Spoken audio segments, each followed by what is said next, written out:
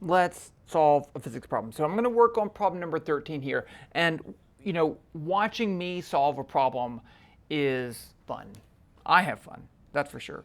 But the most important thing is that you solve the problem. So I am going to hold up my pause symbol when I want you to pause the video and then work on problems, because it is much better to do something wrong than it is to see something right. This is how you're going to have to learn. Okay, you can't learn by just watching me, however awesome I may be or how much fun I have. You still have to do it. Okay, so let's read the problem. It says, number 13, a 2,000 kilogram car is on autopilot, so no one's inside, so no one's going to get hurt, and it's going 20 meters per second straight towards a wall with a spring bumper. The spring has a spring constant of 1,500 newtons per meter. How much does the spring compress when the car comes to a stop? Okay, so I want you to A, draw a picture. 1, draw a picture. 2, write down everything that you know. 3, write down what you're trying to find. And that's it. Just do those things. Okay, so here's the pause. So you should pause. Pause. Did you pause? You really should do it. I mean, otherwise it's just watching a movie, right? You want to actually practice. You have to practice physics to learn physics. So really pause. Okay. I assume you paused. If you didn't, I'll never know. So you can just pretend like you did. Let's do that. I've already started drawing a picture. Let's switch to the overhead view right here. And, a picture really does help. It helps you kind of, gather what's going on and figure out the situation. So here's my picture of my car. I'm going to call that V1. It's going towards the wall. And then I have a spring right there. I'm actually going to draw a second picture. I mean, I could draw both in the same picture, but I'm going to draw it right here. Let's put that spring like this. It's big. And then it's like that. And there's my car. I'm just drawing a box because it doesn't really matter. And there's V2. Now I'm going to write down everything I know. So everything I know is 1, the mass. The mass was 2,000 kilograms.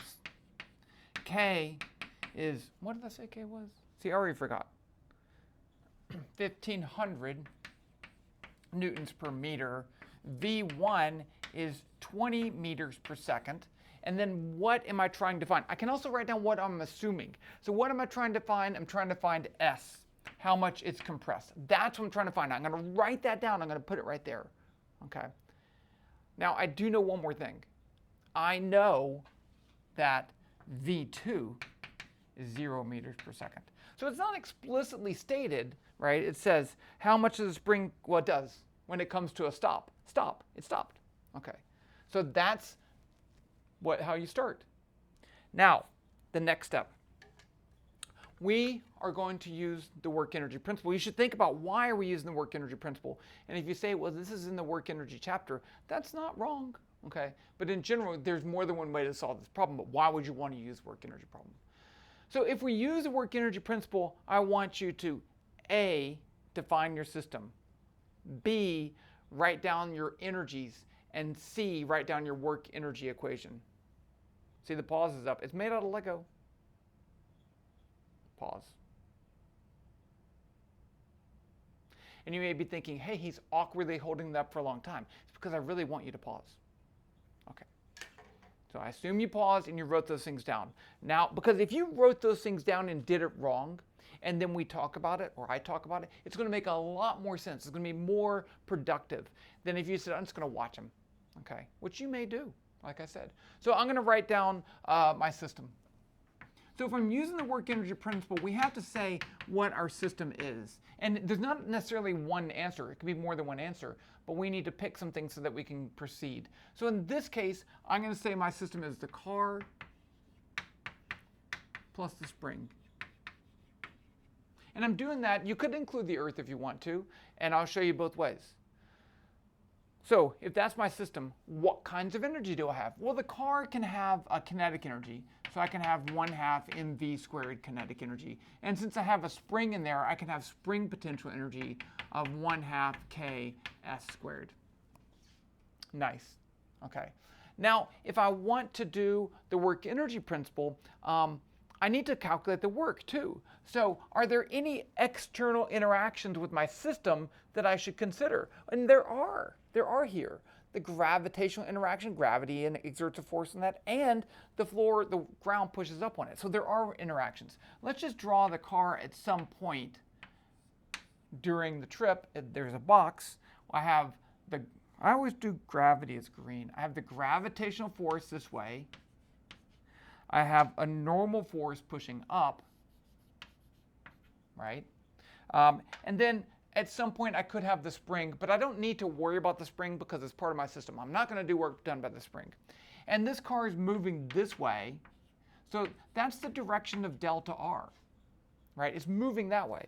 So I should at least think about the work done by those two forces. So the work done by the normal force is going to be the normal force times the displacement times the cosine of the angle between the displacement and the normal force, which is 90 degrees.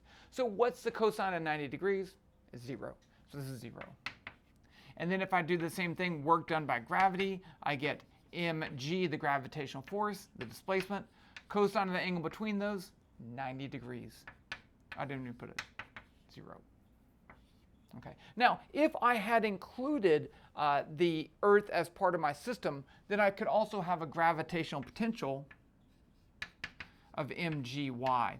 Now, when I do work done by, or the change in gravitational potential energy, the change in, doesn't matter where I put my y, the car has the same y value, it moves along, so delta y is 0, so there's no change in gravitational potential energy. So, if you're solving this problem and you just said, okay, that's my system and that's my energy, and you didn't talk about all of that, you should definitely say the work is 0, but in this case, you don't have to explicitly do that. Even if the work done by gravity wasn't 0, if the work done by the normal force is the opposite, it would be 0. Okay, but that's fine. So that's my system. I'm going to say work is 0, and that's going to be the change in kinetic energy plus the change in gravitational potential energy. That's what I wanted to say. Okay. Now, I want you to go ahead and fill in the work energy equation. So I already said work is 0. Fill this in, and then go ahead and algebraically solve for the thing that we want to solve for. Do you like my Lego thing? It looks like it's not showing up right. I think it's not focusing. Okay, so I hope you paused. Let's go ahead and finish the problem. So I have the work energy principle right there. I'm just going to put it all together. So let's call this position 1 and that position 2. So I can say 0 is the work. It's going to be the change in kinetic energy, which is K2 minus K1 plus U2 minus U1. Now notice here I have only one type of potential energy, so I don't have to label it spring. You can if you want to. I'm a little lazy. And I did label it spring. Okay, so it's going to be 0. Now, the final kinetic energy is 1/2 mv2 squared, but the v2 is 0. So that whole term is 0 minus 1/2 mv1 squared. Now, what's the final potential energy? It's going to be 1/2 ks squared. The initial potential energy in that spring, the spring is not stretched or compressed, so it's going to be 0. Now I can solve for what I don't know. I'm going to add this to both sides. 1/2 mv1 squared is going to be equal to 1/2 ks squared. The 1/2s cancel. And I want to solve for s. So let's divide both sides by k. S squared is mv1 squared over k. So s is going to be the square root of mv1 squared over k. Let's go ahead and plug in all our values using our calculator. So the square root of the mass, 2,000. I'm going to leave off the units here. The velocity, 20 squared over k, 1,500. Okay, now you get to practice with your calculator. So I'm going to practice with my calculator. I can't see it. So I'm going to have 2,000, enter, 20, enter, squared. I mean, that's 400, but that's fine. I'm going to do it anyway. Times 1,500 divided by, and then I'm going to take the square root. And I get, 23. Maybe it's a bad example. 23 meters. So that's a really large compression. Okay. Now, one of the things that you can do also is kind of check your answer. Okay, so the first thing I could do is check my units. So this is in kilograms, that's in meters per second. So I get kilograms meters squared per second squared, and I divide by newtons per meter. So one of the newtons is going to cancel, and then a newton is a kilogram meter per second squared. So I do end up with meters when I take the square root, because I have the newtons over meters. Also, what if I start off with a larger velocity? What if V1 is 10,000? Well, that's going to increase this. It's going to have a larger compression distance. That makes sense. What if the spring constant's different? What if it's stiffer spring? Well, in that case, I'm going to be dividing by a larger number and get a smaller number over there. So those things are kind of things that you can do to make sense of the problem. But there you go. That's a straightforward work energy problem, the end.